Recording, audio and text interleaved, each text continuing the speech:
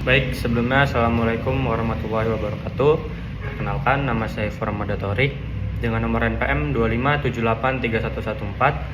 Saya dari Teknologi Rekayasa Perangkat Lunak dari kelas D.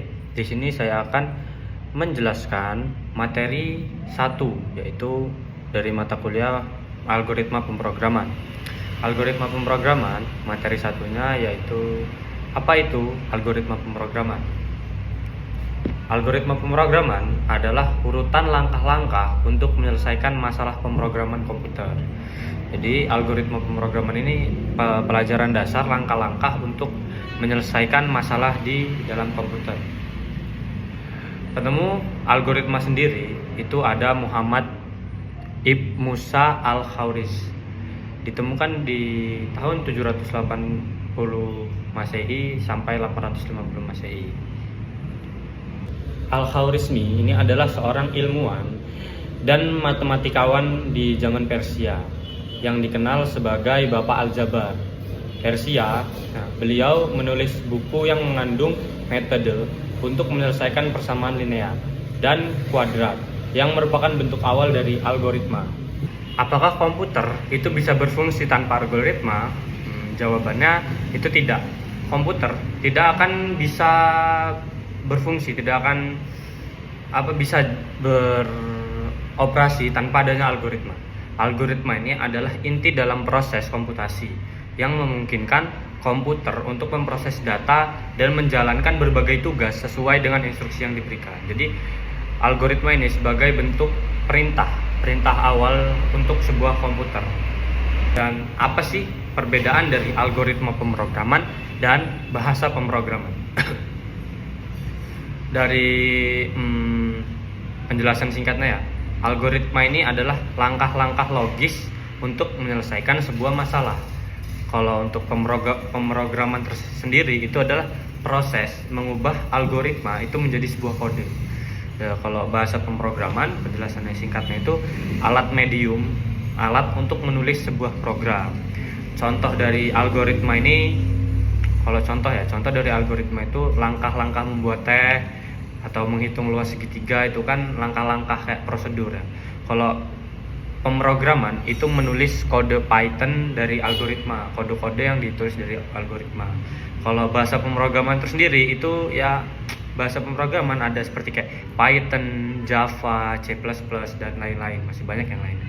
Dan ada notasi penulisan.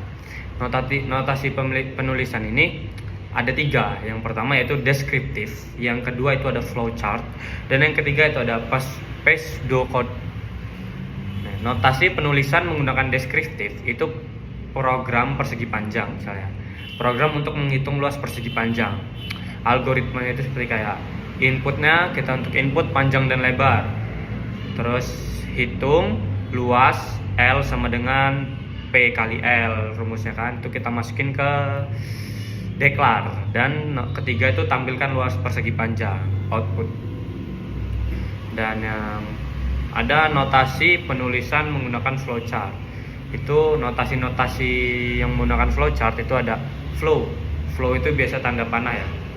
Dan ada one page reference, itu simbol untuk keluar atau masuk, penyambungan proses dalam lembar kerja yang sama. Dan ada terminator, ada off page, ada proses, ada decision, ya banyak lah. Ada input output, manual, display, preparation, itu sebuah simbol-simbol di flowchart ya.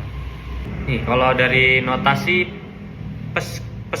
pseudocode ini, itu langkah-langkah pemecahan masalah dengan menggunakan kode yang tidak terkait pada bahasa pemrograman tertentu.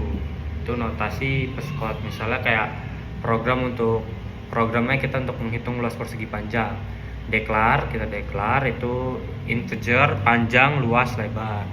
Dan implementationnya ada input, set luas panjang kali lebar, terus baru finishnya luas, output luas.